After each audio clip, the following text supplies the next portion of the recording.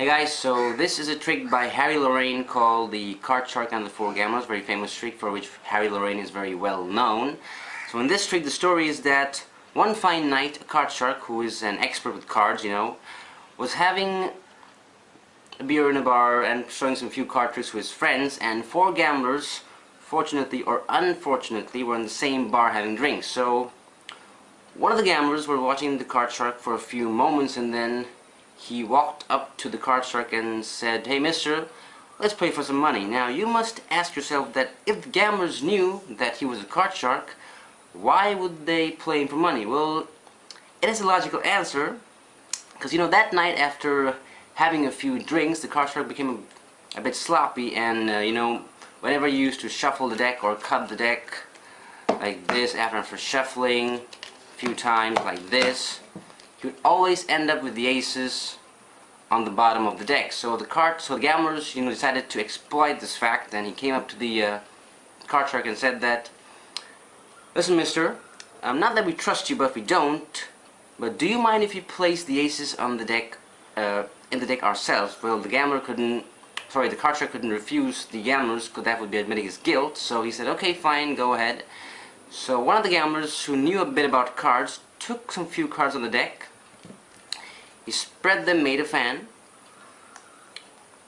took one of the aces, put it in the middle, squared the deck up, took some few more cards like this, and covered the deck up. The next gambler took one of the aces, put it on the top of the deck. He cut the card once, okay, put some few cards on top, and completed the cut. The third gambler, who also knew a bit about cards, took the third ace, put it on top, cut the cards, took some few cards of the deck, placed it on top, and completed the cut. Okay? The fourth gambler, after things, also felt the same. He took the ace, he cut the card once, took some few cards, and squared the deck up. So the gambler now became a bit nervous, because now he quite couldn't know where the cards in the deck are. So he said to the gamblers that, "Well, I being the card shark, you didn't trust me, so now you place the deck, you place the aces on the deck, so I demand to give the deck at least 2 legitimate cuts, if you don't mind." Well, the gamblers decided that, what the heck, he couldn't, find that the aces with 2 cuts. So okay, go ahead. So the card shark took the deck and gave the deck 2 straight cuts, and placed the deck on the table. So he said, "Well guys, it's late now, so let's play a quick but cutthroat game of cutting to the high card, okay? Like this, like the 8. But the gambler said that, the card shark said that, "Well, but I'm so confident in myself that not only I have to beat you guys with the high card, but I also have to beat you guys with a high card of the same suit. Like, for example, if you cut to the 8 of hearts, I wouldn't beat you with the 9 of spades. I would beat you with the 9 of hearts. Fair enough?" So the gambler said, "Okay, fair enough." So the gamblers took one of the cards. The first gambler took the card, he cut the deck, and no wonder he cut to a king. Okay? The card sharks then decided to cut the deck, but the gambler said, "Oh, hey, hold on. We still don't trust you, mister, so would you mind if you cut the deck with one hand?" The card shark said, "Okay, fine." He took the deck, he cut the deck with one hand, and voila, he cut to the ace of the same suit, defeating the first gambler.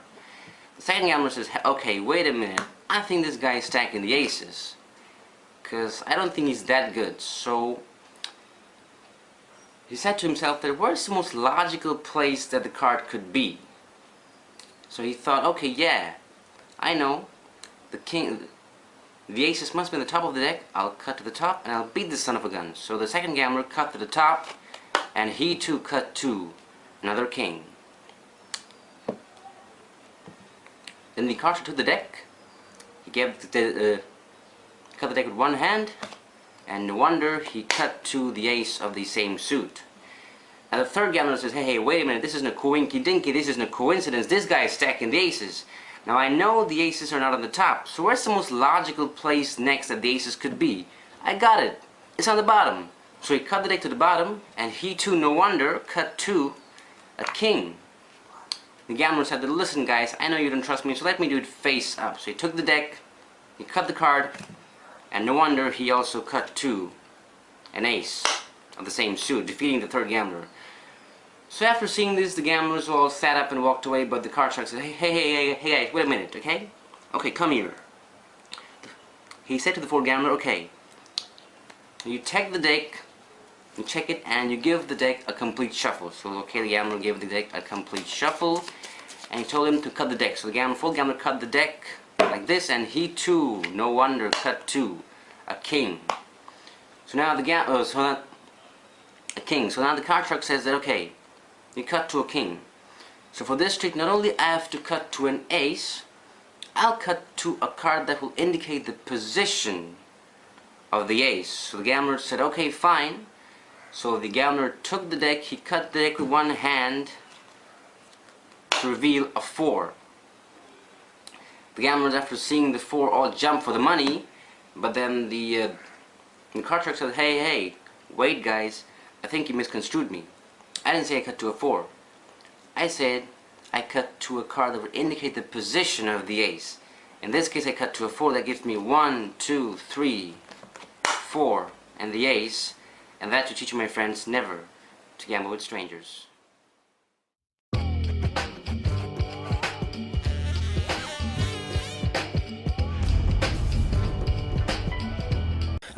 Okay, so the setup for this trick is that you take any king, okay, then one more king and a card of the same suit on top, like 9 of hearts, then one more king and the card of the same suit on top, like for example the 4 of clubs, square all them up, and that's your bottom setup. For the top setup you require a king and a 4 of any suit. Okay? Preferably you can use a spade for a better purpose. That's your top setup. So the bottom of your deck has a king, king, 9, king, and 4 of the same suits, mind you. And the top has a king and a 4, okay? So for the start of the trick, you take the 4 aces and place them on the bottom, okay? And that's your setup. So when you perform this trick, you give the deck a few false cuts, false shuffles. You can give them, okay? You can learn much false shuffles from many YouTube videos down there, so you retain all your setup and the aces on the top. Sorry, bottom. And the top 2 cards are the king and the 4, okay? So, you take the 4 spades out, 4 aces out, okay? And the gamblers place the aces one by one in the deck. So the first gambler, as in the trick by Harry, you take about the top 10 cards to be safe. So I take about the 10, okay? The top 10 cards from the top of the deck. You fan them out like this, okay? And now you see your setup, see?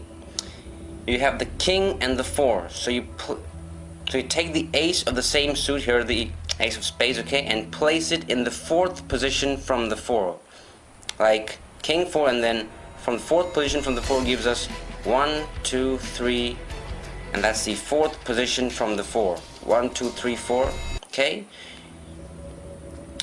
You square the deck up, and now you have to take about 6 cards from the face of the deck, because the top 5 cards includes your setup. So you take about, again, 8 to 9 cards to be safe, and place them on top of the deck. And you can give just a whirl to make sure there are no breaks to the audience, okay? Then the second gambler, then you take the ace of the same suit that's on the face of the deck. That's your indicator that you're doing right. So you take the second ace, okay? But before that, you have to take a break of 2 cards, and take pinky break, okay? Now you put the ace on top of the 4, you give a half double undercut, you retain the break, you take some cards from the face of the deck, about 10 cards, so put it on top and you complete the cut. Okay? Then the third gambler does the same thing, and for this time you take the ace of the same suit that's on the face of the deck, for example the hearts and hearts, and in this case you have to break 4 cards. You can do this by cover of talking to your spectators like that, but you have to take 4 cards, so 1, 2, 3, and 4. Okay? You place the ace on top, you give a half double undercut, you take, okay, you retain the break, take some few cards from the top, on the face of the remaining deck, place on top, and complete the cut. Okay? Now for the last ace, you take the 2 bottom cards and take a pinky break, like 1, 2, hold the pinky break here, and then now place the ace on top, and you cut the deck like this. Okay? And while you put the deck, you transfer these 2 cards here, and then you hold the pinky break on top of the king of diamonds in this case, okay? And you take the remaining cards and square the deck, but don't lose the break here, okay? And I hold the card like this so that the audience doesn't see the big break here, okay? So then the card shark demands to give the deck 2 straight cuts. The gambler said yes, you can do that, so give the deck 1 cut and then 2 cut from the break, and now you're ready for your performance. Okay, so the first gambler cuts the deck and cuts to a king, so in this case you have to do a false cut. For example, so you take the bottom packet, click here, drop that here, take the top card, that will be a king, and drop the remaining deck on top, okay? So now the card shark has to cut to an ace, and how this is done is a bit tricky, because in practice you cut to the second card from the deck, but the way you do so, it's very, deceptive. So what Harry does is that he holds the deck in middle grip, okay? And then you hold the deck with your thumb on the bottom and your middle finger on here. You cut the deck with your middle finger like this, okay? You put pressure with your index finger on top of the deck, okay? And you jerk the deck so that the second card and the rest of the deck falls out. For example, you cut the deck with your middle finger, with your index you put pressure, and when you jerk the deck, the second card and so falls out, giving you the ace of the same king. Again, every time, remember, after you cut, you put the left deck on top of the right packet, like this. You're ready for the second king production. The second gambler thinks the king is on the top, so he cuts to the top card, and he again gets a king. In this case, the king of clubs. Now the way you produce the king of the ace of spades is the same thing. You cut the deck with your middle finger, you put pressure with your index finger on top of the deck, and you jerk the deck. The second card flies out, giving you the ace of spades. Oh, sorry, clubs. You put the left packet on top of the right packet. Again, you're set up. The third gambler thinks that the ace is on the bottom. He cuts to the bottom, giving you a king, in this case of diamonds. Again, from the bottom of the deck, you put pressure with your index finger and you cut the deck and you jerk. You can see the ace is here.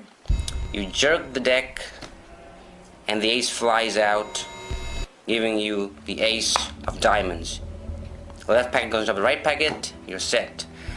Now the card shark, when all the gamblers leave, the card shark tells the fourth gambler that you can shuffle the deck, so you give the deck a false shuffle. I hope you know how to do a false overhand jog shuffle. So you jog the cards, then he asks them to cut the deck, so you cut at the in jog 1, you cut to a king of spades in this case, the rest of the deck goes on top. Now remember, in this case it's a bit different, because now you have the 4 on top. So what you do is that you take the bottom card and indicate that you cut to a king and place that bottom card on top of the deck, and now you're ready to go again for the fancy cut. So again, you cut the deck with your middle finger, put pressure with your index finger, and you jerk the deck, and a 4 flies out. Now the gamblers, after seeing the 4, jump for the money, but the card trick reminds them that he didn't say that he would cut to an ace. He would say he would cut to the card that will indicate the position of the ace, in this case the 4, so he counts out 1, 2, 3, 4, gives you the ace of spades, and that should teach you, my friends, never to gamble with strangers. Peace.